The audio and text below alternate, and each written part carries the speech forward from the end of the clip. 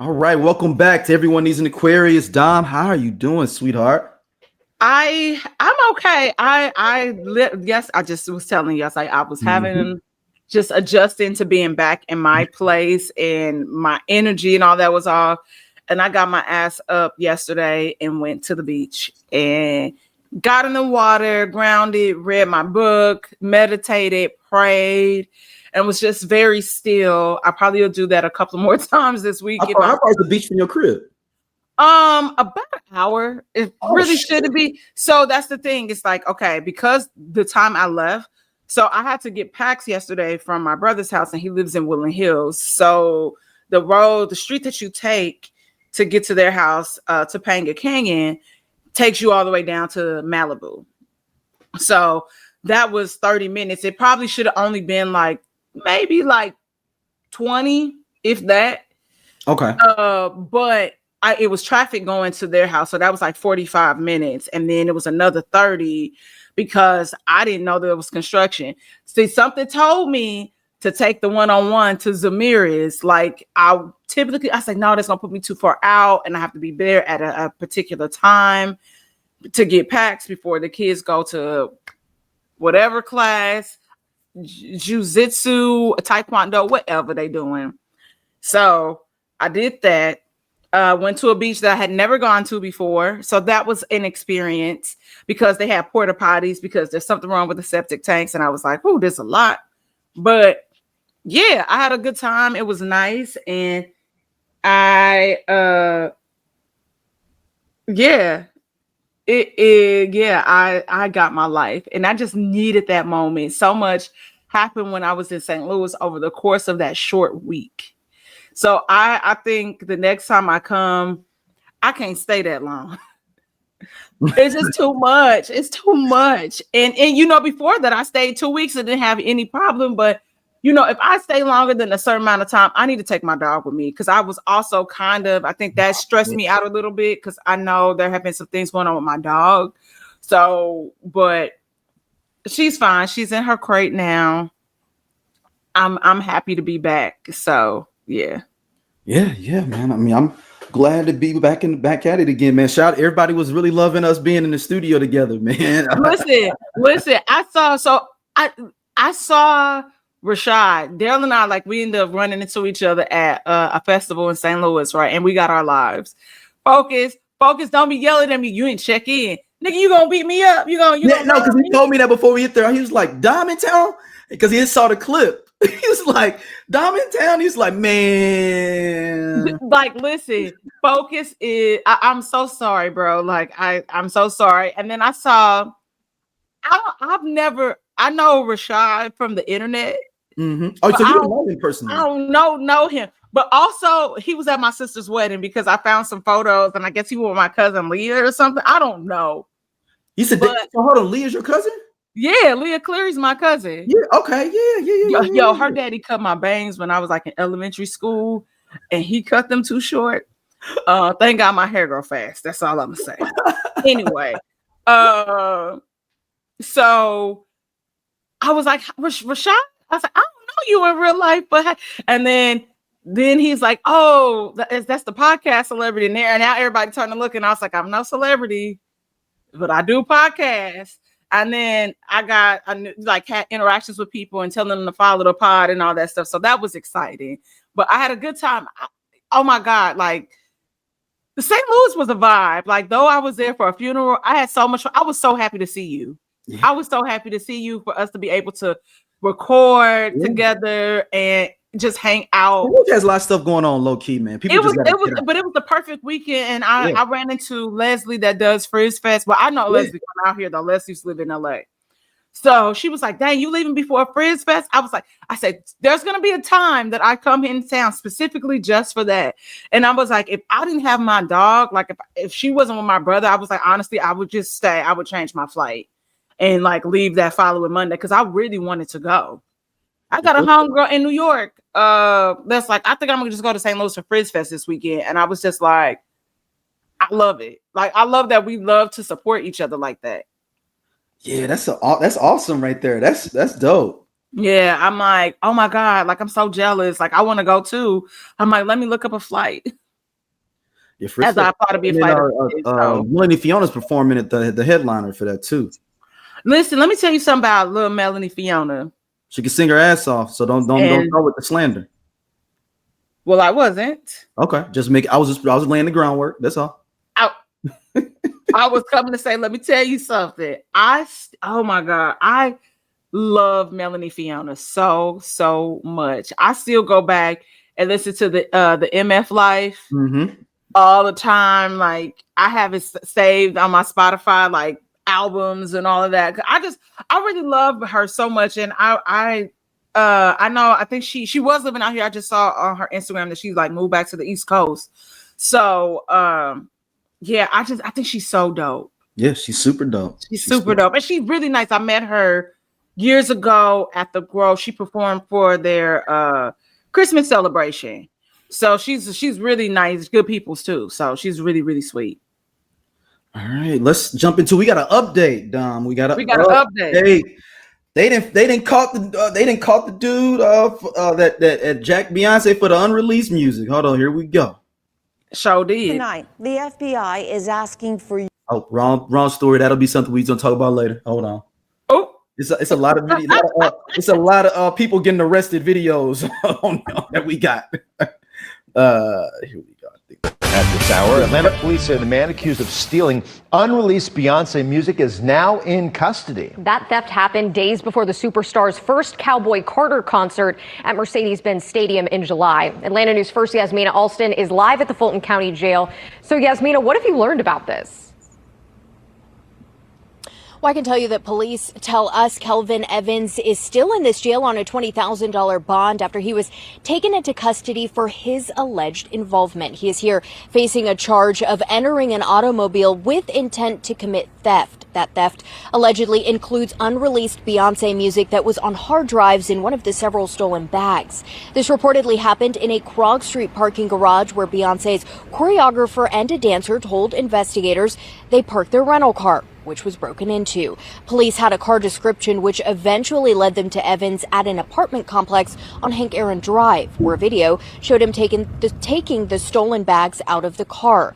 But in the end, it was an unrelated incident call that led Hapeville police to arresting Evans on the Atlanta theft charge. Now, investigators told CNN they still don't have the hard drives that were allegedly stolen. Meanwhile, Evans is expected before a Fulton County judge tomorrow.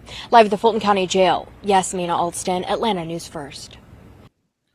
All right, they didn't call him. Listen. I love how people will still say the alleged. Bitch, we don't have them. He stole them. He has the stolen hard drives. Now, my concern is, like I said, I don't know, like whatever is going to happen, because my concern is Act 3 going to be delayed? I know that whatever this music is not mastered. It's likely it's not finished or whatever. Mm-hmm. But Beyonce would come and play in our face real quick and scrap a project. And she has done this in the past. I think we spoke about before on here how she was supposed to do something that was more reggae inspired. Yeah. And she scrapped that, right? That's what I want to know. Beyonce, where are we scrapping? And so, sidebar, people are really upset that at Rick Rubin's event, and he had a charity event or something the other day. Mark Rubin, not Rick. Mark Rubin. Rick Rubin started Def Jam with Def Jam Records with Mark Rubin. I knew it was a Rubin. I knew it was either Rick or Mark. It was a Jewish guy. That's all I needed to know by the spelling of the last name. Mm-hmm. But that she sat at a table, her and Jay-Z, with like Ivanka Trump and her husband or whatever. And I'm like, y'all act like people can't sit, or we have never been paired with people that we don't really fuck with like that. And you got to play nice. And you just like, whatever. Hi, how you doing? Like, you fake or whatever. And people are so mad. I can't believe she wasn't asked to move or whatever. I'm like, dude, it is for a few hours. Let it go. We don't know what they spoke about. Do we like whatever? She could have asked. I'm like, at this point that I don't care about this. But back to the hard drives. Beyonce. Here we go. What we doing? Like, what we doing? I just want to know. And I think, and it's so funny because when you think about stupid, like criminals, and more so in particular, stupid criminals, we knew at some point he was going to get caught. And so here we are, something that's totally unrelated and got you all caught up and all found out. So I just want to know where the hard drive. I don't need to hear the music. I'm not a person that's like, oh, I want to hear blah, blah, blah. No, I just want to know, is Act 3 going to be rock or is it going to be them old reggae songs now because the hard drive got stolen? And Beyonce is, she likes to have her Virgo fun with us. So you saying it's a setup that the person they had them stolen on purpose? It was a bird. Oh, because I got the door open. I was like, oh my God, like it was like right here. I was like, what is this, a conspiracy that we doing? I was like, okay. No, it was a bird. Who got the album now is the question. Yeah, but that's what we need to know. But I just, at this point, it's just, since they have him, so it's like a matter of what is the value of that to be charged. Like I know that's I'd be interested to see, okay, now y'all been in contact with the dancers or whatever. What is the next steps? And how did y'all really figure out? Was it just like, oh, that's a nigga from the video? And my thing is, on the flip, I know we thought before, we were talking about it like nefariously, like, oh yeah, he probably, what if he just jacked a random car and it just happened? Now I'm looking, like, and no shade, now looking at him, I think it's that. Yeah, and he just sitting there like I'm wondering if he's sitting there. Did he even know what's even hard? Like, I guess he maybe found out, obviously, when the police reports came out, like about her being, and is he sitting there like, hey man, I got this music, or is he like, I don't even know how to get into it, like, because it may be encrypted in there too. Like, so just because I have the hard drive don't mean, I mean, if she's as much as she is like a stickler of her stuff, it's probably passwords on the actual files. Oh no, it's all encrypted. So he probably really, so give him back. Yeah. Unless you like something, he didn't. From what he looked like, he don't look like no super hacker or nothing that's gonna be sitting there. Those be the ones that be, That's true, especially nowadays. Yeah, you're right. Yeah, that'd be the thing. I was like, those be the ones though, because like now I'm thinking of the episode of Johnson's, right?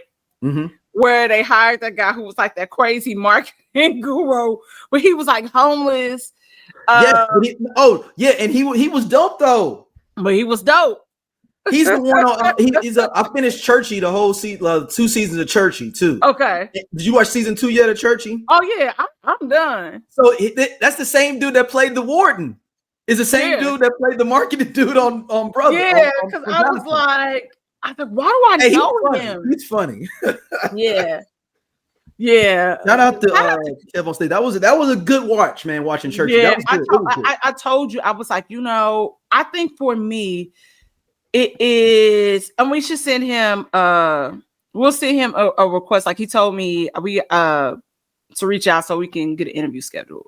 Okay. So, yeah, I don't know. Like, that's just, we gonna see, because that's the thing now. It's like, okay.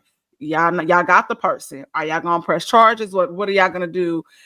How is Beyonce gonna lead y'all? Because that'd be the thing. It's like, what is the estimated value of this hard drive? Like, yeah, physically, depending on, I have a hard drive. I remember. Oh man, we got breaking news, man.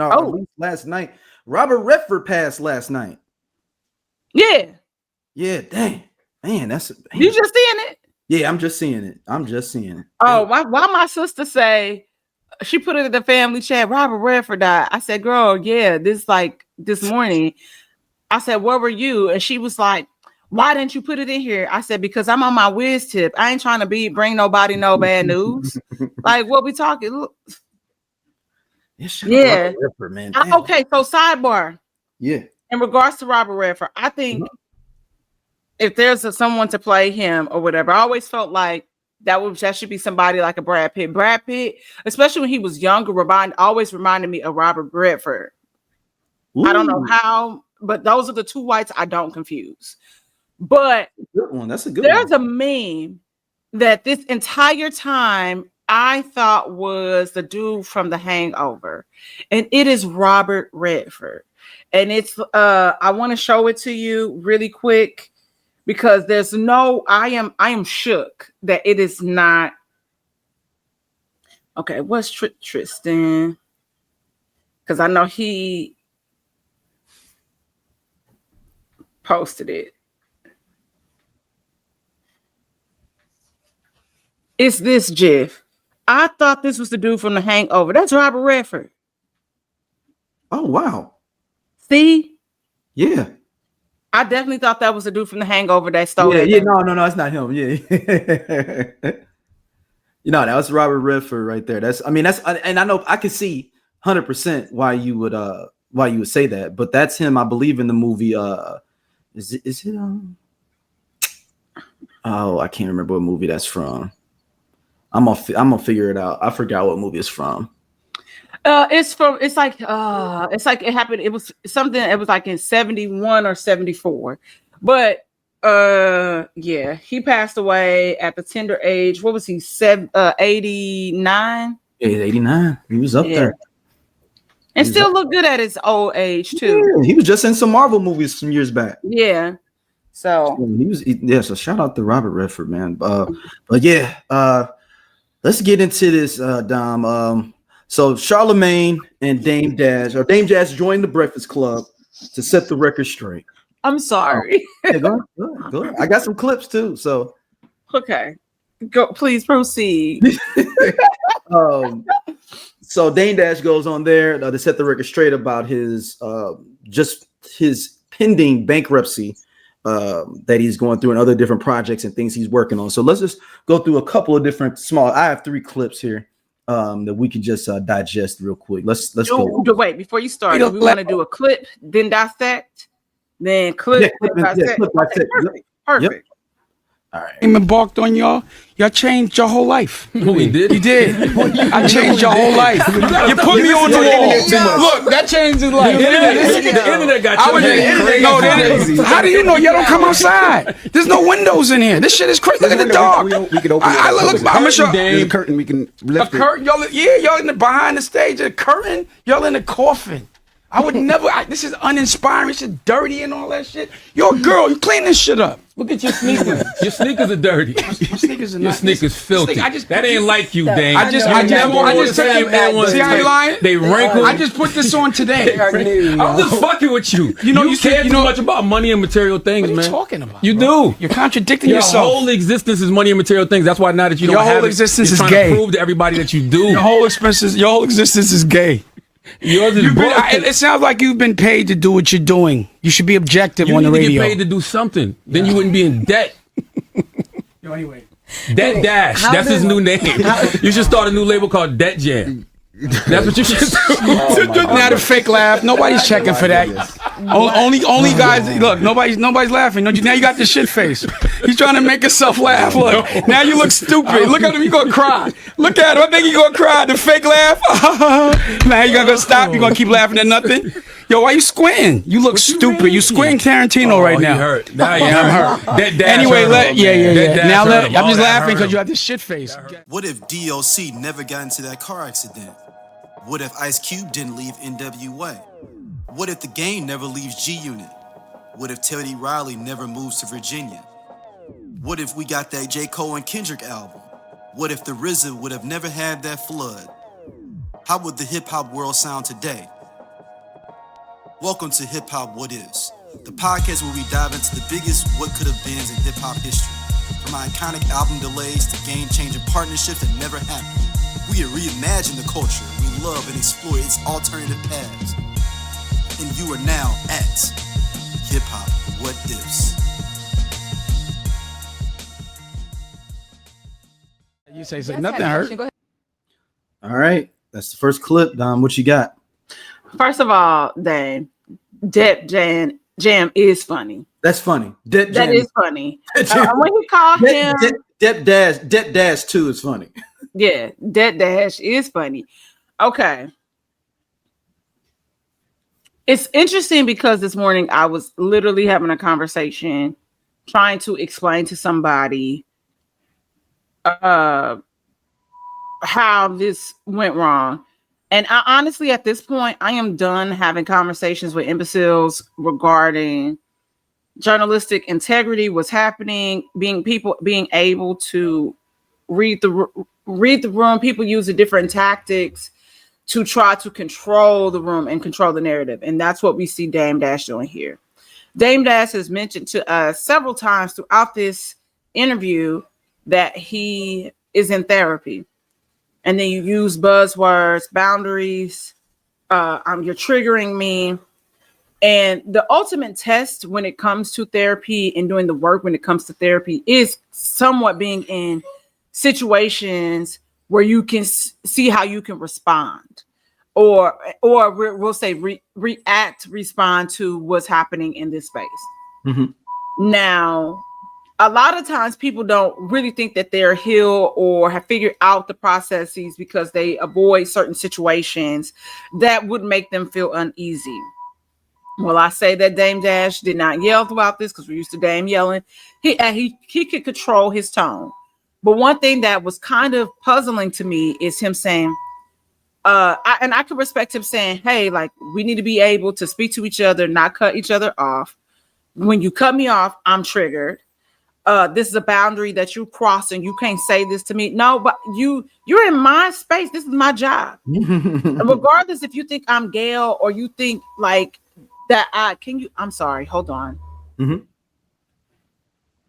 Go ahead.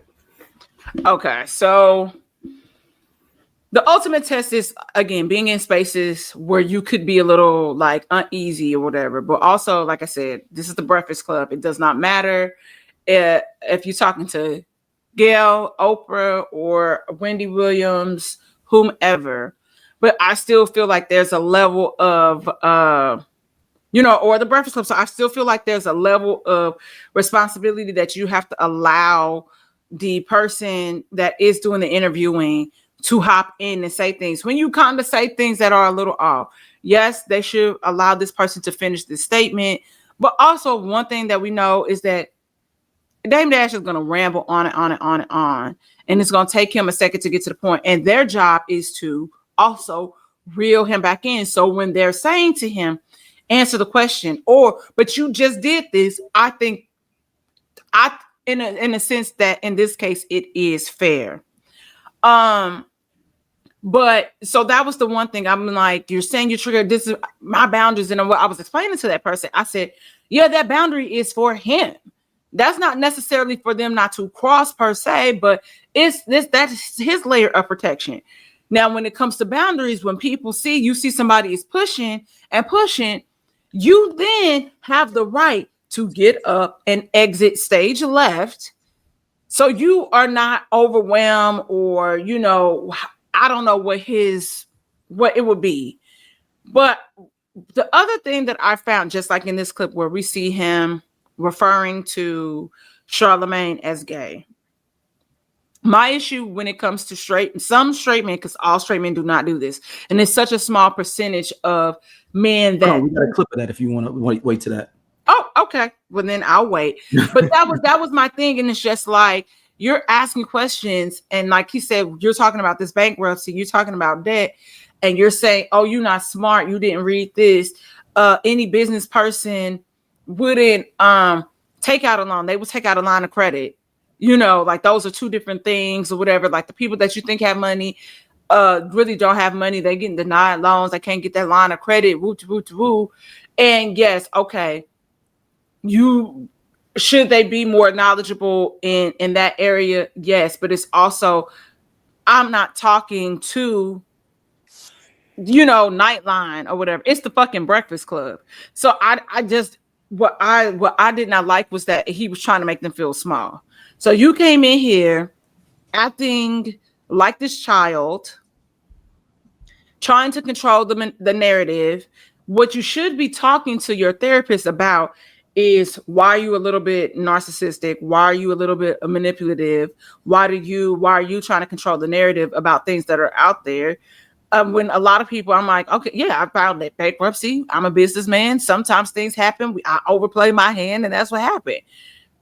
And then I'm like, aren't you in the middle of a case now, and you're saying what you're doing and where you putting your money? I don't think any bankruptcy lawyer would advise that you say on air what you're doing. And it's not like what he's doing is illegal or that people don't do it. I'm just saying, hey man, they don't need to know where you hide your assets. Because next thing you know, you got a lien or something on your, on your kids' account or whatever. Like, that's just really wild to me. So, like, if he's trying to hide money, you supposed to act. I mean, if he was, because he was saying a lot in there, like, I'm doing it like the Godfather. I want y'all to think I'm weak. You should have continued that. If you're doing that, you need to continue that up because you have.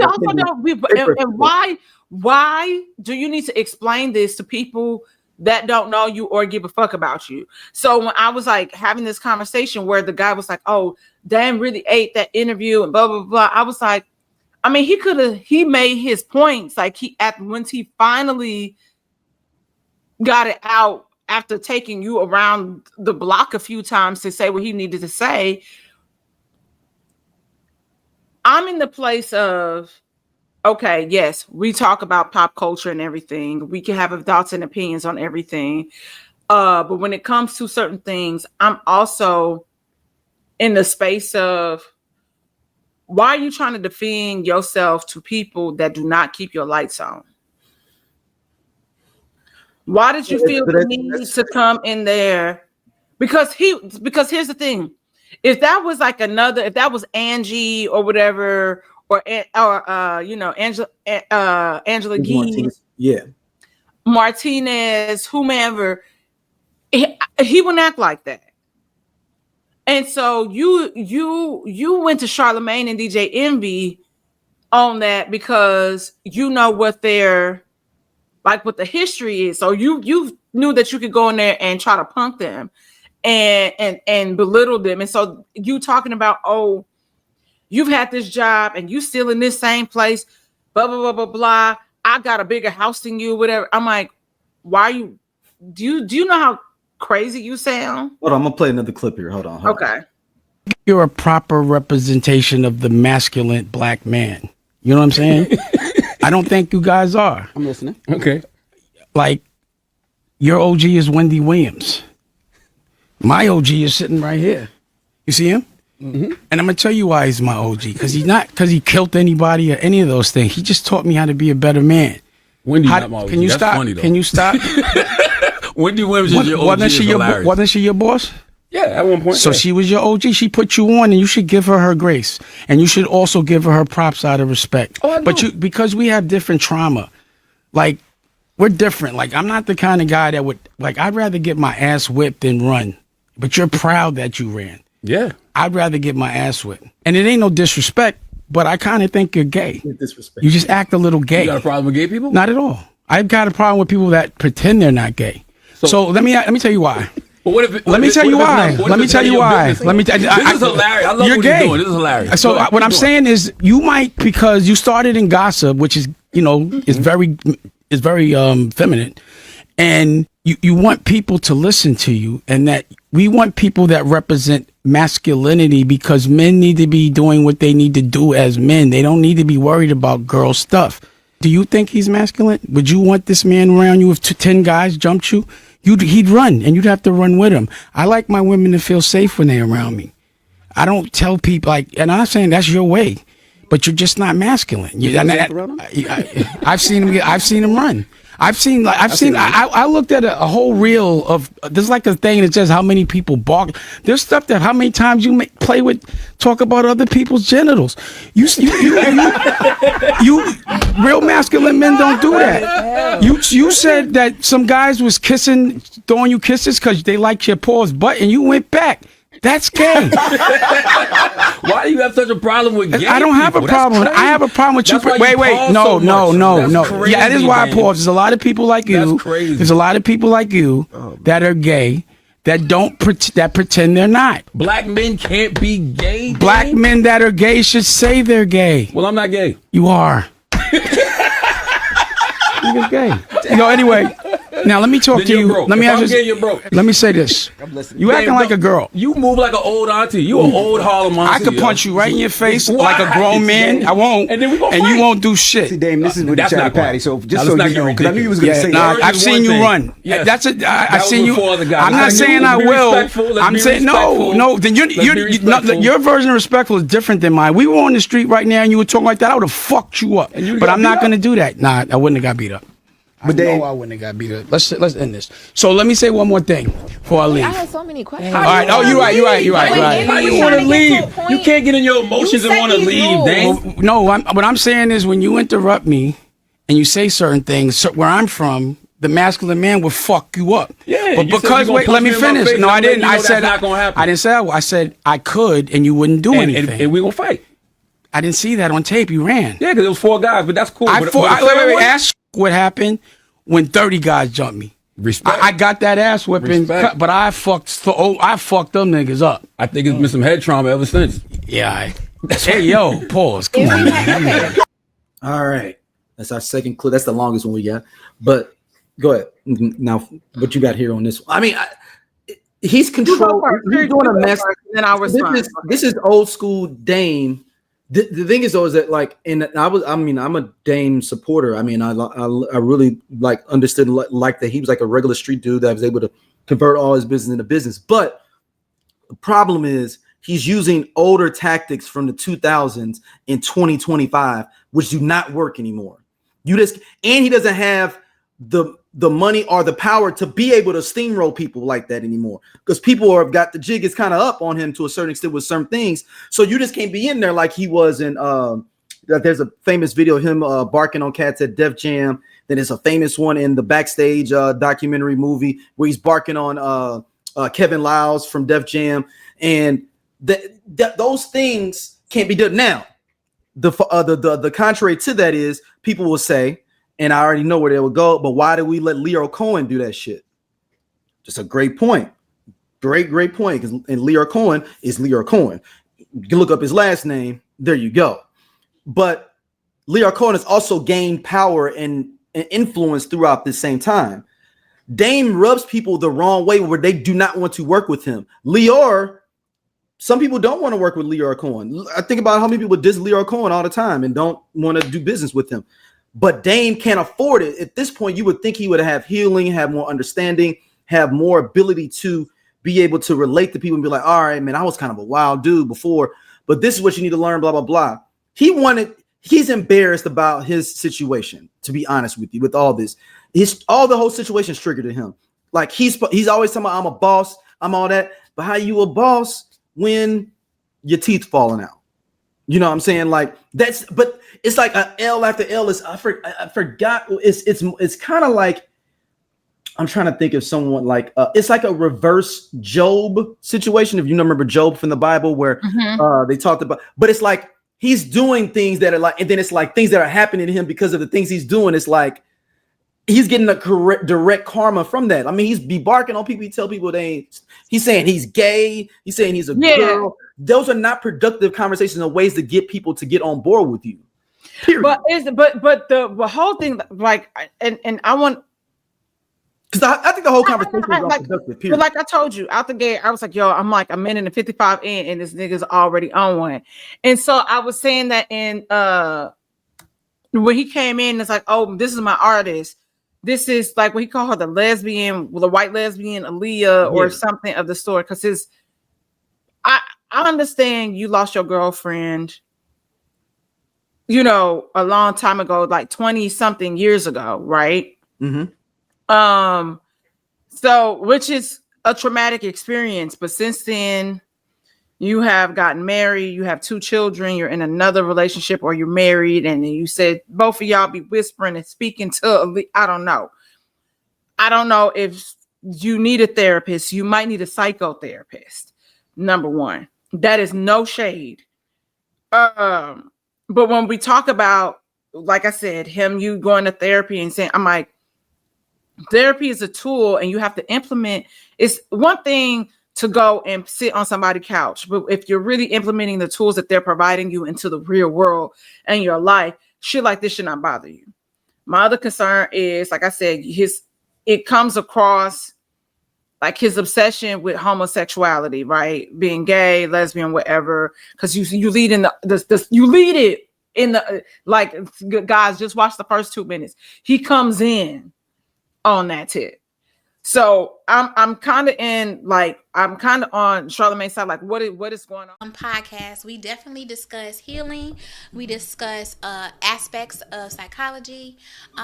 We discuss you becoming the best you, mental wellness, for sure, health, femininity, parenthood, dating, definitely dating, single parents. And it's from a lens of 2 psychologists, Yeah. So, but also two people who grew up like with both parents, married parents, and then you all know that Chloe and I are the youngest of our crews, like her siblings and my siblings.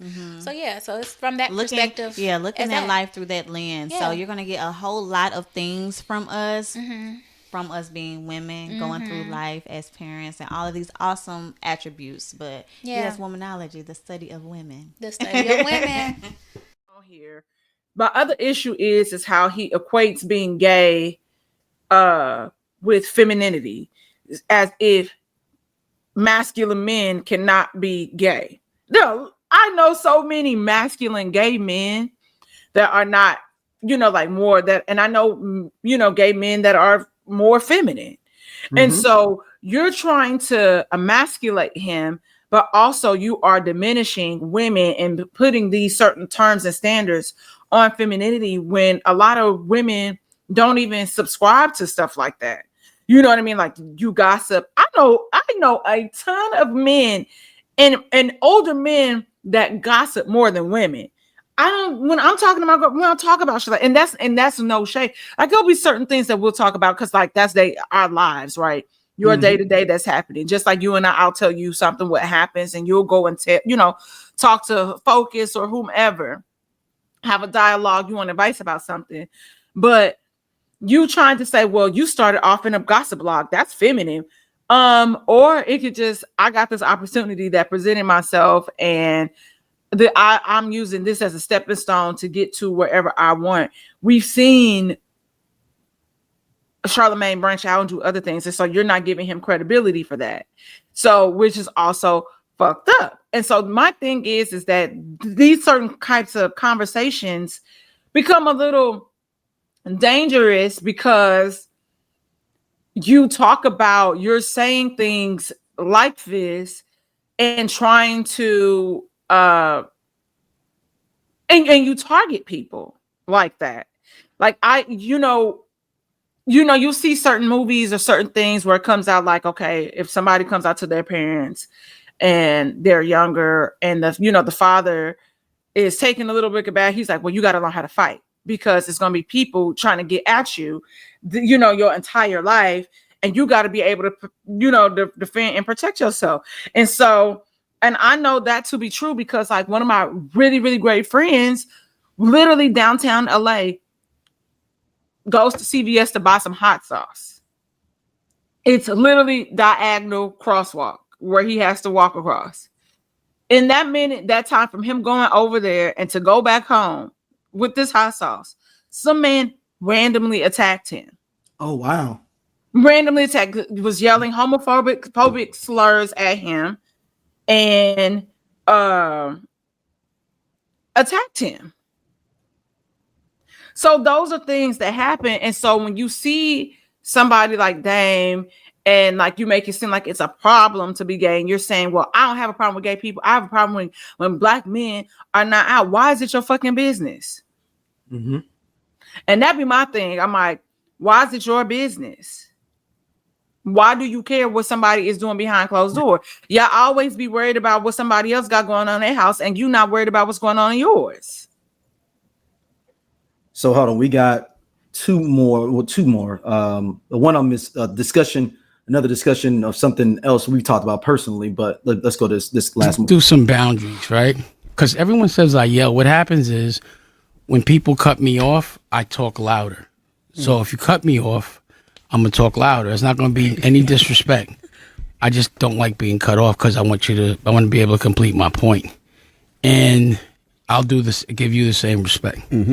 So let's do this. I'd like you to every single thing that you've been saying when I'm not here and question you've had now that I'm here. I'd like you to ask me. You too. My first question was about the Paid in Full. What about it? Did you own Paid in Full? Like, how did 50 Cent acquire ownership of Paid in Full? Let me ask you a question. Let's put this in. That's not how this works, Dane. No. I'm sorry. I asked the question. You just cut me off. Right? Now, I want you to notice every time you do that. Okay. And they would say I'm bugging if I yelled, but please let me complete my sentence. And please don't tell me how we do things. That's going to be a trigger. So I'm just talking normally. Do you remember when 50 Cent was supposed to be putting out a documentary about Puff on Netflix? Yes. Where is it? I think it's still happening. Yeah, right. He's capping. So I talk a different language than most people. I'm a boss. So number one, there is no rights to be bought. So I knew he was trolling. And you got to remember, Cam tried to have my son come on. Well, let me ask you this. Do you think messing with people's children is all right? Can you answer that question? No, that's not fair. No, because you didn't answer the original question. I did answer it. I just told you. He's capping. So he didn't get the rights to it. How would that's the thing is, you know what the problem is? The problem is how you cut me off again. Things. I'm asking you a question for you to answer. You cut me off again. See this? No. Let's take a commercial break. Come on, man. You keep cutting me. You don't think that's problematic that you keep cutting people off and you're interviewing them? Okay. You're really trying to tell me how to answer, and you expect me not to be triggered? No, I just want you to answer. Are you trying to trigger me? No, I just want you to answer. Okay. So then let me. How can I answer? You keep cutting me off. Okay. I told you he doesn't have the rights. No one has the rights. Who are you going to buy the rights from? I wasn't planning on making Paid in Full about those people. Again, I was making my Paid in Full. And, you don't have to buy the rights. I was actually there. So, 50 trolls. And I was saying, and I felt like you were interrupting me, and I'd like you to answer my question now. Do you feel like I've answered yours? Yes. Do you think it's all right to bring people's children involved? No. Did you know that Cam called my son and tried to give him money? I heard you say that. You think that's okay? I need to know what he tried to give him money for. It doesn't for. matter. He's my... Okay. Do you think that's okay? He might have been offering him a job. I don't know. I have heard your answer. Do you think it's okay? I don't know their relationship. Like y'all from the same place. Like he might look at Cam as uncle. I don't know the relationship. If there is no relationship, duly noted. Then I get it. I understand. We're different. You understand what I'm saying? I got you. You should know that if someone's beefing with someone, you don't tell their kids, and you don't get with that person's children, and you know better than that. So don't act stupid. If y'all are beefing, then that's something different. Are we not beefing? Are y'all really beefing? No, would you call it beef? You said it's not beef. Well, that's your brother. It's not. I'm not going to get violent. It's definitely like him coming against me is almost like Fredo going against Michael Corleone. My favorite movie of all time is The Godfather. Mm-hmm. I studied it. I read the book. It burnt me out. Remember Godfather 2 when he pretended to be weak? Mm-hmm. Then he took out the 5 families, and then his brother Fredo betrayed him. Mm-hmm. See, betrayal is something that happens over and over again. You can never expect not to get betrayed by your brother. That you remember last time I was here, I said you don't mess with. That's why I don't be around men. Mm-hmm. You waving the white flag? Okay, I have a couple of questions. Yeah, well, he's putting The Godfather 1 and 2 together in this. Yes. Okay, fine. But here's the question.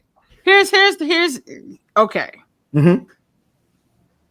Charlamagne asked you a question, and like I said, you answering a question with for question, so you're deflecting, right? Mm-hmm. When the question is, how did 50 obtain the rights to Paid in Full?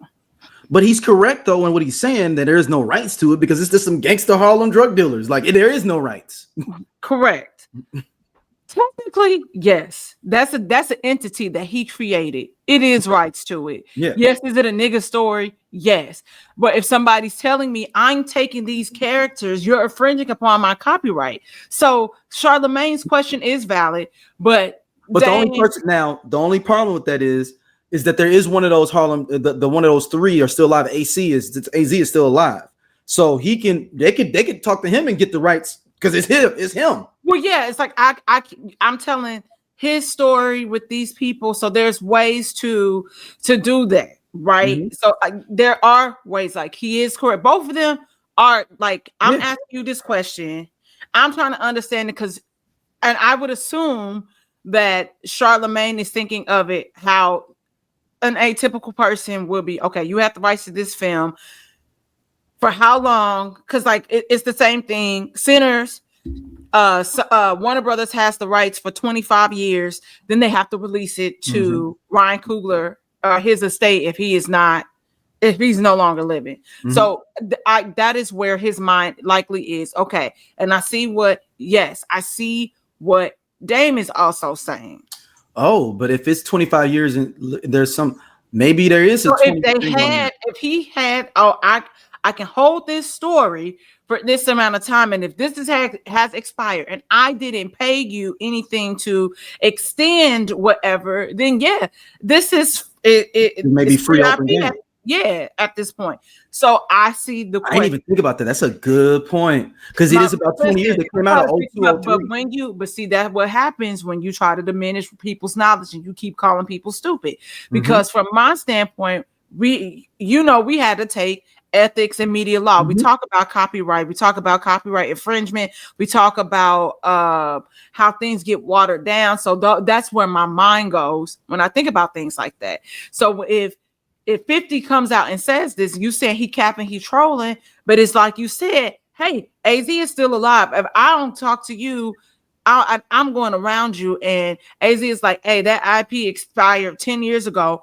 I want to tell this story from this different perspective where it is this series where we can get more in depth with it. Then great, we got this contract that we can sign. So technically, I'm not infringing upon your copyright. That's what it is. It's not, like you said, it's not a fake story. It's a real story. So I can go about my day doing it XYZ this way. That's all. Yeah, Dame, you would think, and I'm not saying think, but I know, he's literally coming into this interview with his own agenda. He doesn't really want you to ask questions. And he really doesn't want you to ask questions. He just wants you to let him talk. Yeah, and that's what it is. And that's what we talk about. If I was Charlamagne, I would have let him just talk. Because he would have told us everything. Because we're gonna the last clip is one we're finding out is a big potentially a fabrication, not necessarily a lie, but a fabrication from his thing. I would just let him talk because and I'd be like, I would have literally. He might have fought me because I might have brought the little TED Talk little thing and put it up on the thing and been like right in front of him and it's like, go ahead, man, you got it. That's what I was saying. And that's was it. And so, like I said.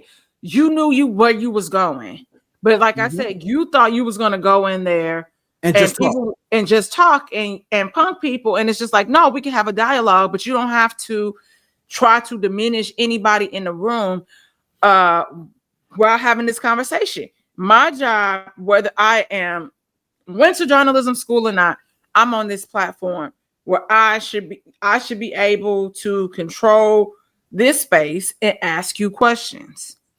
If you did not want questions to be asked, you should have done an Instagram live, YouTube live, or whatever, and talk your shit where nobody was talking back to you, and that was it. This is a waste of my time. He just wanted to talk. Exactly. Go ahead. Next clip. All right, last one. This is the one that is the biggest in debate from this interview. Now the chairman of Revolt right now, and I also. I have 15. You don't deserve to be the chairman of Revolt. I got you. So I'm now the chairman of Revolt with a path. That was fucked up to say to somebody you don't deserve to be. That was fucked up for Charlamagne. That was not needed. But see, I ain't. Been fucking with him the whole interview. Up, but I'm not mad. With him the whole interview. But wait, I want to pause this. Yeah. Go. We don't have to go any further. So actually, Dame is an interim chairman at Revolt, but it's only for a month. Right, that's what I'm saying. It's a fabrication though, because he's saying it like, say, hey, I'm in an interim position. It is only for 31 days or 30 days, depending on the month. I'm hoping that it extends further than this and ultimately becomes a permanent role. And that's all he had to say. Now we got some more. The actual CEO of Revolt has come out. Okay, he claims that that's not true. So this is from his page. This is from the CEO of Revolt. It says, "Team. I know some of you might have caught Dame Dash. Let me actually pull this down for I could read this out to everybody. Okay. I know some of you might have caught Dame Dash's interview on the Breakfast Club today to set the record straight. And he put bullet points. I didn't know you could put bullet points on Instagram, but he did. Dame Dash is Dame Dash is a pioneer with proven track record as a creator. Yes, we've been in contact about potential partnerships, things like licensing his shows and films for Revolt, but there is no signed deal. He is not the chairman of our company. There is no acquisition path on the table. The quote from me in Vibe is completely fabricated. I never said any of that. If anything that major was happening, you hear it directly from me. Now, here's what is true. We just announced a partnership with Naomi Osaka, Fahana Kuma, and Sports Illustrated yesterday.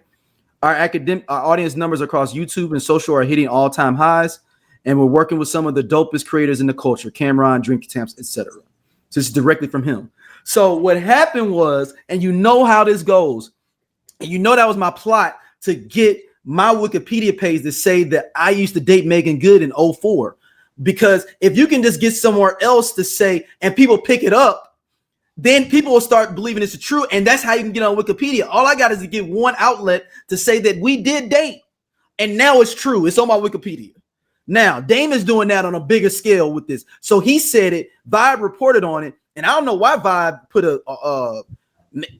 that quote on him in there. If he's saying, I didn't even say that quote of him working for a month there.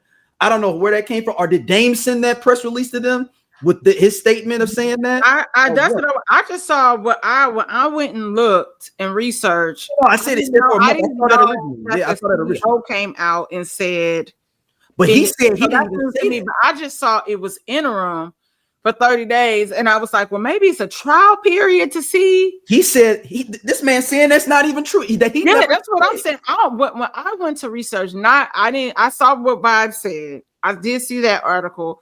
But then as you was digging, it said that it would, and not from the Vibe article, as I was Googling around, that it was interim for 30 days. So I was like, oh, they're going to give him a trial period and see. I've never heard of those 30 days for your interim. Until we find another CEO or maybe we keep you. That's what interim means. Well, that's what I was thinking. And when I said chairman, like chairman can mean anything. Yes. You could be one of 12 people or however many people are on this board. So that's how I looked at it. Like, okay, we're going to try this out for a second and then see if we see any change. Because like we know you have access. We know you got ears to the streets. You are connected. So let's see if this is if it's mutually beneficial for us. That's how I took it when I saw, okay, interim for 30 days.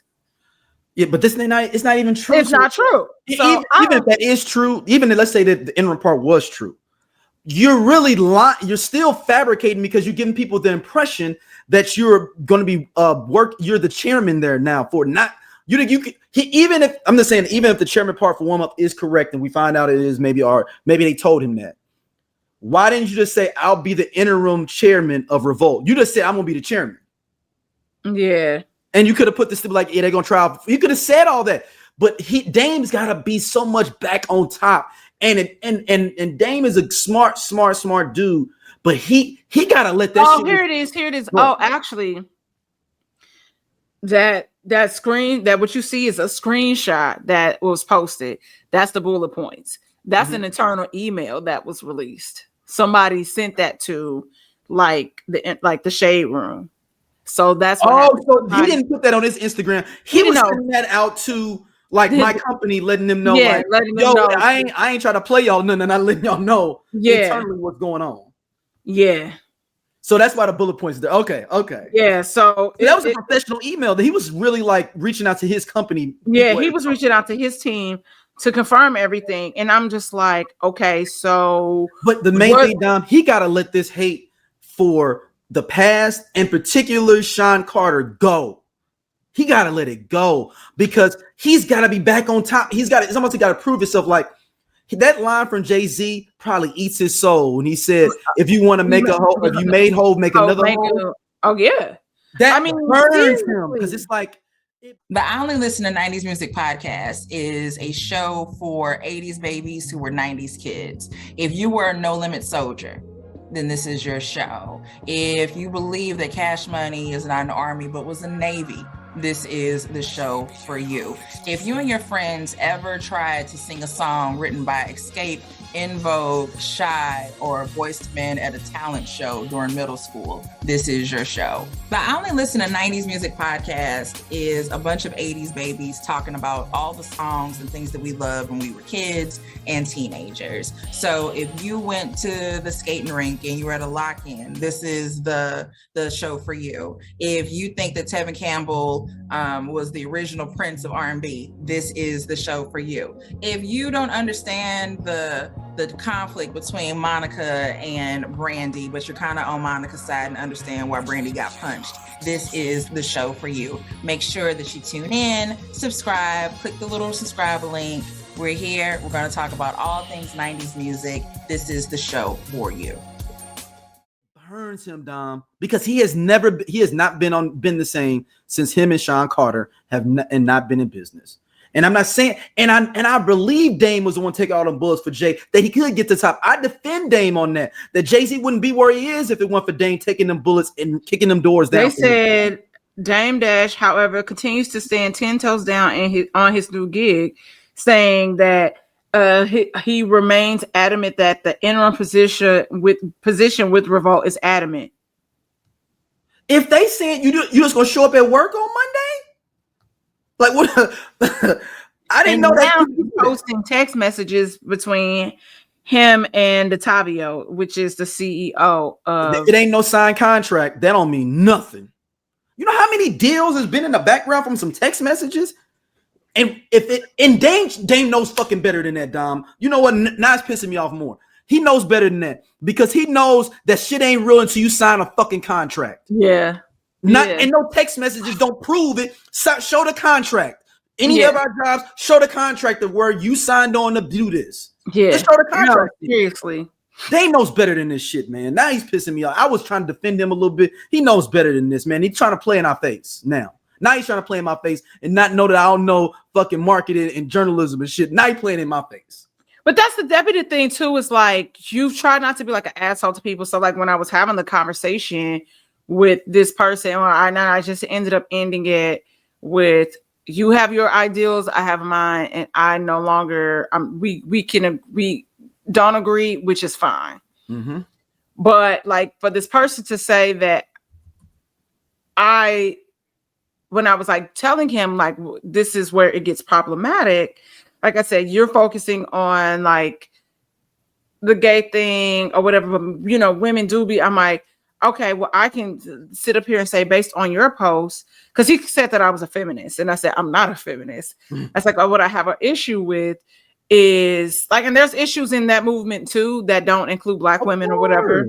Yes. I was like, I said, but I could call you a misogynist based on your post, but I don't do that. But the issue here is this. You're saying XYZ about therapy, this, you are trying to ridicule people for having their jobs, all this other stuff. I said, that's my problem. You trying to say, oh, he's gay because of XYZ.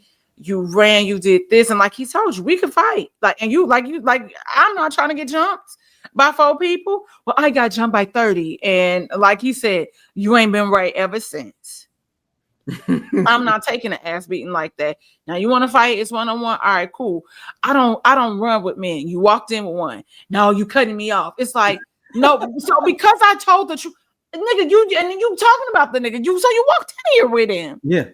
Your OG is when you. Who gives a shit? What is the issue? Let's stick to the facts. Don't take me on this crazy roller coaster up and down. Yes or no. And that's all we need. All right, let's get a fun story and Dom real quick. This one's gonna be fun. Dame Dash, you know better. You know better too. You know better. He knows better. All right, this one's gonna be fun. This is one I teased earlier, y'all. This was a good one. Tonight, the FBI is asking for your help in finding a Palm Beach County woman they say was involved in a multi-million-dollar COVID fraud scheme. Take a look. This is Elaine Esco. She's now considered a fugitive. Esco is now accused of stealing $34 million in COVID-19 relief money. CBS 12's Antoinette Delbel joins us live from the federal courthouse in West Palm Beach and has more on what to do if you've seen her. Annie? Well, Liz, federal agents say Esco has been on the run since June after she didn't show up to court here. Now, she was indicted just months after getting out of jail earlier this year on similar charges for wire fraud. 40-year-old Elaine Esco, seen here smiling with family and friends, is wanted by the FBI. The fugitive, who also went by the alias Annie Palmer, is accused of pocketing COVID relief money totaling $34 million. Federal agents say she and others were part of an elaborate scheme involving wire fraud and money laundering. The indictment claims Esco submitted more than 90 applications for PPP and other COVID relief programs by using false information about employee numbers, payrolls, and revenue over an 18-month span in 2020. And it says Esco was considered the ringleader. This case involving multiple co-conspirators and 90 or so applications with 34 million, that is a much larger number and a much more complicated and complex kind of allegation than most PPP cases. Defense lawyer David Taras has handled many cases like this. He says the COVID-19 money was meant to help those hit hard by the pandemic, not to be misused for personal gain. A lot of people were really hurt, people were dying during COVID, and those people maybe could have used that money to keep their businesses alive. That money wasn't available. Now, Esco has tattoos on her left wrist, her stomach, her shoulder, her back. Federal agents believe she could be in Jamaica, where she's originally from. If you've seen her or know where she might be, call the FBI at 1-800-CALL. All right, Dom. Elaine Esco. She been gone. Since they just saying it, they said she been gone. I think since when they say she been gone, how long she been gone? Well, she got out of jail earlier this year, right? For similar things. So I'm like, how y'all? Because I think she been out since June or something. Like they ended, but she didn't show up to court, so she been gone. She been gone. I don't understand. Okay, because you don't have no ankle bracelet on her, no nothing, and she done stole that much money and maybe got it anywhere. She went to a country where she can't be extradited back. You know, I don't know what our relationship is with Jamaica. They think she in Jamaica. I think she's somewhere where she cannot be extradited. I think be extradited from Jamaica. I don't think she is anywhere where you could be extradited. Now, she might have went to Jamaica and then went from somewhere to there to somewhere else for you won't have any trail. Yeah. But my thing is how you, she must have had a fake she had a fake passport. Yep. Because if she got, let's say this, I bet what you bet. Mm-hmm. She got out. She had somebody buy a flight, or she used whatever other alias, like you said, fake passport, whatever. She was gone the next day after she got out of jail. She was gone right away. I'm happy because now, if I don't show up, now you pinging my passport. You put or what I allegedly have on file. But wouldn't they ping it already if I got charges on me? Nah, she was out. It ain't like she, like, oh, I'm on bail or bond. She was gone the next day she got out. Yo, she was gone the next day she got out, because that would be the only thing that would make sense, honestly. Oh no. So she got this to give everybody more context. I'm here. Okay. A federal arrest warrant was issued for Esco on May 22nd. She was notified of her scheduled court appearance for June 5th, but failed to appear. So they know since June 5th. We just found out. We just found out. But like I said, she got out. She's smart because I'm leaving literally. Okay. I know this. Okay. Yeah, I was like, okay, I know this is I just got out. This is not concurrent. They didn't do, whatever. I'm out this hoe. That's what I would have did. Listen. The last time they seen her was June 3rd. That's the last time that anything's been able to find her being in the U.S. is June 3rd. Wow. Like you said, she likely went to Jamaica and then from Jamaica went somewhere else. I'm just saying. So she been on the run just as long as our boy. Yeah. Where is he? Look, don't start me thinking that they didn't find they got a relationship. That's what I was thinking. I was like, baby. Now that's hilarious. I'm like, where is our boy? He gone wherever she at. He gone. Man. They ain't caught him either. He broke out around the same time she dipped out too. Yep. Because he been gone since May. She been gone since the 3rd, allegedly. Maybe she was gone before that, because then that's last time she seen was June 3rd. But they indicted her before that in May. So she was probably getting her ducks in order. It was like, my date is on the 5th. I gotta be out of here before the 5th. Yep. And but then they had to be a fake passport, because they had that flag that knowing if you indicted. She had an extra one. She never went to jail now too. They said she was indicted. So that means that maybe she had just gotten out of jail previously for something else, similar charges. So then she had to get a fake passport then. Or but man, I'm not saying they're not gonna catch her. I mean, because that means that they just telling us now. So that means they didn't give up. They just trying to help. They need help. They just like, okay, we just trying to get this for the FBI. We putting it out there, and that's it. Look, they didn't give up on Derrick Groves, our boy Derrick Groves. They didn't give up on him. Let's see what's as long as he don't do nothing dumb, he'll be fine. Because he's still but they only offering $20,000 leading to the arrest of Derrick. That is no money. That's how much, but that's how crazy New Orleans is that a murderer is only worth $20,000, because there's so many murders that happen in New Orleans. Yeah, and he's still at large. All right, Dom. Cardi B has announced today, I guess, you told me during she her interview, because she's on this crazy press run for Am I the Drama? Mm-hmm. Like, I love my girl Cardi B, but girl, sidebar, she has a hilariously funny and it's good interview on Spotify with Kelly Rowland. Oh wow. And so Kelly Rowland honestly should stay if this is what she's going to do, become interviewer and things like that.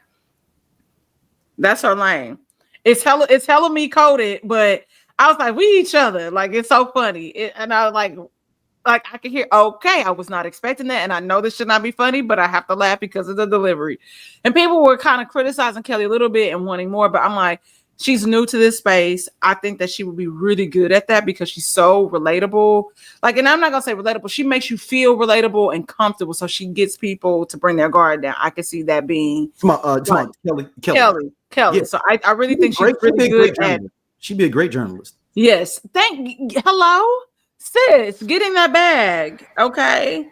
So with that said, again, I'm loving this press run for Cardi B. It is giving old, early 2000s. How people, the artists would be doing a lot to get people engaged with this project.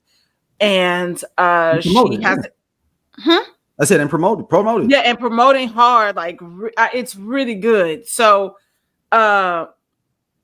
which speaks to, the one clip that we were going to speak about the one time with how physical sales are becoming a thing again in Japan because Tower Records is a big thing. You have people making in-store appearances and whatnot. So, whatever.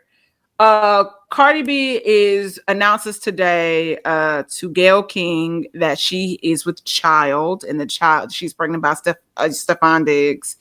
And this comes off the heels of her just having a baby last year, baby Blossom, with her estranged husband. They are going through divorce, Offset from the Migos. I don't know if their divorce is final or what's happening.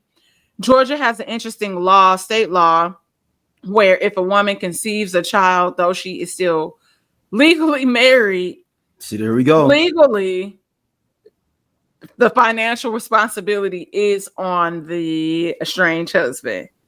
So it'll be interesting to see how this plays out as they are separating assets, what child support looks like. It's like a whole thing that you have to go through to declare the other person as the father. So this will be interesting to watch. It's not funny, but I'm like, girl, sit down. And that's a lot.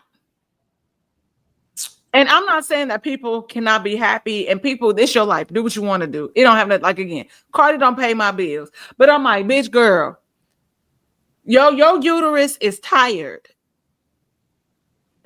And like you said, it's interesting that her, you figured that out based on her tour dates. Mm-hmm. So my thing is this: the last time when it came out that she was pregnant, she was supposed to go on tour. Her and Bruno Mars was supposed to have that joint big tour, and that's when 24 Karat and all that shit. Yeah, right? 24 Karat. So she pulled out of the tour. So I wouldn't be kind of surprised if these dates get pushed back a little further, because like that means that based on this, baby girl is further along than we expect. And I'm thinking that if she is, that's still February is closer than we think, right? Because we're entering Q4. February is closer than we think. And I think that's really pushing your mind and your body to do a lot. And that will take another, like, a mental toll on you. I'm going to flip it. Atlantic Records want their money up out of her. That's yeah. Because they got back-to-back dates. Like, it's a crazy tour schedule. Like, if you look at that schedule, you like, God damn. Like, it is. And I just was like, she in that 360 deal, y'all. That's why Atlantic Records, most artists, if they sign to a label, they in at 360. So they getting some of that tour money. So that's why I'm saying, that's the reason I'm saying that Atlantic Records. Yeah. Because, and in hindsight, it's not a lot of dates, but it's a lot of dates. But like you said, they're back to back to back. Because out here, so it's hold on. It's like every other day she has a show. And then like it's like a few of them where it's like Vancouver and Seattle is the 21st and the 22nd. And then she has a couple days off. And then it's Sacramento. But yeah, they're back to back. That's what I'm saying. And so where you have this, and she's never toured. Hold on, real quick, Dom. She's never had a tour. This is her first tour. She's had a tour, but like I'm talking about, this is a tour though, Dom. This is different. Yeah, she's had a tour for that first album, but you have to remember that was 7 years ago. This is a different type of tour though. Like, yeah, I'm like, so it starts February 11th in Palm Desert, which that's interesting. Palm Desert, California, and then it ends in Atlanta on April 17th. So she did some dates with Bruno. It looks like here and there, but like this is her first headline. So this is like a 30-day tour. 36 tour. First headline tour by her headlining tour. Okay. This is her first headlining tour. So she's done like, festivals, stuff like that. But this is a different beast. But that's what I'm saying. Like, I mean, and I get it, rather than stretch it out. And it's just like, okay, let me prepare my mind. Because she's even talking about how her kids won't be on this tour, like at least the two older ones, because they're in school. So you would have that new baby with you, and then you likely have your 1-year-old like Blossom with you. Or like at least have a nanny, like where they pop in and out. You know what I mean? So that's a lot. Yeah, that's a lot, man. That's a lot. I mean, we knew she was pregnant, but then, that one day she tried to play it like she wasn't. But I was like, girl, that nose tell a different story. No, she did have another smaller tour in 2019. I'm looking at her. That's why I was like, she had one. It was small. Yeah, it's a smaller tour. Not this. But Cardi has done a lot of stuff. It's not like she hasn't had singles. She just hasn't had another album. And so it's interesting to see kind of how this will play out with this new child. I know that the body, I don't have kids, but I hear stories about what's gonna happen. That's what I was saying. I'm like, I wouldn't be shocked. I'm rooting for my girl, but I'm like, I also would not be shocked if some of these dates get rescheduled and pushed back. Her body, she finna get some surgery. What are you talking about? It's not. But see, it's not even about her getting surgery, because at this point, she can put on however she does costume and her wardrobe. Notice how Beyonce really don't show her mid, like it's a certain part of her midsection she don't even show really no more because of them, like stretch marks or whatever, or maybe she will get surgery. Who knows? But at this point, her wardrobe could be like corset bodysuits, all this different stuff where she sucked in anyway, right? But the other thing is, I'm thinking about the physical, emotional toll that having a child takes on your body. So I ain't talking about like, oh, she gonna go get surgery. I'm talking about like postpartum, just in general. Yeah, it's her fourth one, so she should be, But like I said, sometimes people, like she might not experience postpartum with her other kids, and then it's something that you get this time. So it just depends. Yeah, I know people are, tripping off her having this fourth kid so fast or whatever, which is strange. I'm not gonna say it's not, but it's none of my business as well. I just would say, hey man, Cardi, Steffon Diggs might not have been the best brother. That's what I would say, more than her having a fourth kid with someone else. That's neither here nor there. Because did you see that thing where they voted, like his football teammates when he's on the Bills voted on who the player they wouldn't want their sister or daughter to date? And it was him. Everybody picked him. Yep. like everybody picked him. Like everybody picked him. Like so. But he doesn't have a whole bunch of kids, so you got to give him credit. Maybe he just has fun and kicks it. He's only got one daughter, so congratulations to them. Man, congratulations to them. Last up, Dom, Kamala Harris has wrote a new book, tell-all book. I'm Doja. They sleep. Yeah, we part of Just Posted Podcast, man. The best show on this network. Come on, check, though. Seriously, man. Just Posted. It's just me and Doja sitting back talking about what the fuck going on in the world and the streets. We said labor of love. He said labor of love. I ain't say that shit. Shout out to everybody coming to watch though, man. We really appreciate y'all. Holla at y'all later. Hey man, this nigga just tall for no reason. I'm gone. And he do regular jobs. Don't forget that.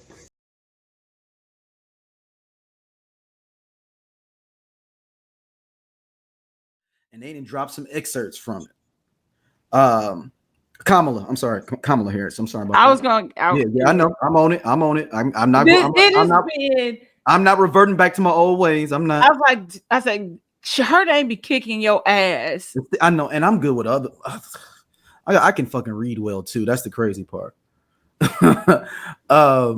So the name of the book is called 107 Days.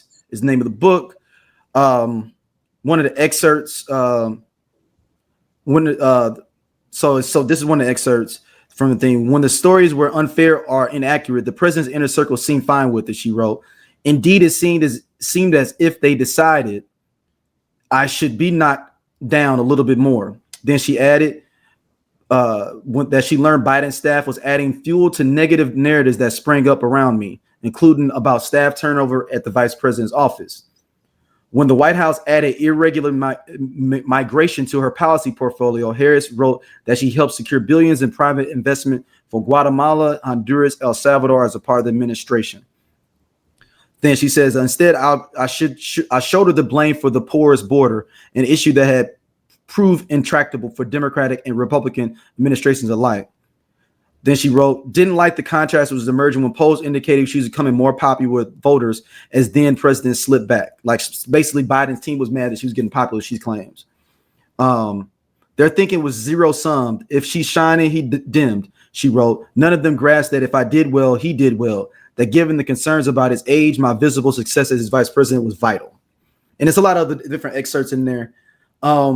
There's one thing I'm gonna say, and I'm gonna let you take it over here. Hey man, she don't want to be in politics no more, obviously. To me, by writing this book. Yeah. She don't want to be in politics no more. She's sick of it or whatever. But at the same time, with all this her laying all this out, I kind of don't cut her no bill because I'm like, why didn't you say nothing then? Why are you just letting stuff keep happening? And then now you coming out on the back end, Monday morning quarterback saying, well, we should have did this. I should have spoke up about this. This was happening. Why didn't you speak up then? That's my only question. Yeah, I think it's one of those weird things where you kind of taking a step back and absorbing and observing everything that has happened as a whole, right? Like the bigger picture. When we spoke about what happened the next day after the election, I spoke to, sometimes things are a blessing in disguise. Mm-hmm. And I said, though she was not elected, I said, there's something that was there universally and, spiritually, no matter on what you believe. I said that protected her from what she was about to step into. Also, I think there's a huge lesson here that the country needed to learn. And I don't think that they would have, and I don't really think they're even learning now. Like, let's just be clear. I think they see or say, oh, this is fucked up. But sometimes bad things and things have to crumble in order to be better. Do I believe that's necessarily the story here? No. We know that Kamala is wise, very smart, and I 110% agree with you that maybe she is going to segue out of politics because after you go to the White House, what else is there? I thought that there was a possibility she'd try to run for governor if Gavin Newsom decides to run for president. I think that might be a conversation and maybe where we could potentially see her if they powwow or are thinking of a master plan. I think she'll be involved in that campaign, wherever that looks like to a certain degree. Mm-hmm. But also she's just saying what we knew. We knew that because one of the excerpts is how they pushed her out too late. Mm-hmm. We knew that she would speak about that. I've always said that it was too late. I also felt like, okay, if it was something where she was highlighted or whatever, I knew it just wasn't based on some of the things that was said. I knew that just wasn't the Republican Party, Trump, and them trying to spin something else. And like she said, hey, if I'm up, homeboy up, we're not even focusing on whatever. I do feel like she should have been supported more, but at the end of the day, we understand politics, we understand racism, and that's just what it is. And this is the game you play. And sometimes that stuff starts to take I don't think she'll, if she's gonna take a step back, I don't think it's whack for her to do it. I just think it's just like, hey, this is what, for my sisters, that want to get involved, this is what it was. This is my experience. I can only speak from my experience, and that's just what it is. But this is what you have to be, on the lookout for. Yeah. And be prepared for. And if that's something that you want to do and, get ready now and prepare yourself mentally. They totally dropped the ball when it came to Kamala, but it's more than Biden. It is the Democratic Party. Mm-hmm. They should have completely set her up for success, and they did not. They wanted her to fail, which is why we always say, y'all wanted to what this is now. Y'all wanted it. Y'all got it. Y'all can have it. Yeah, and so like she said, you can, like I said, y'all can have it. Y'all can have it. I'm like, I could do so many other things now that I have, access to it. Like it starts with this book.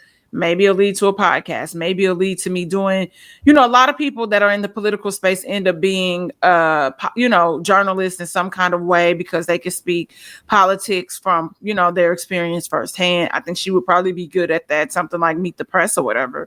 So who knows where this will take her. So, hey.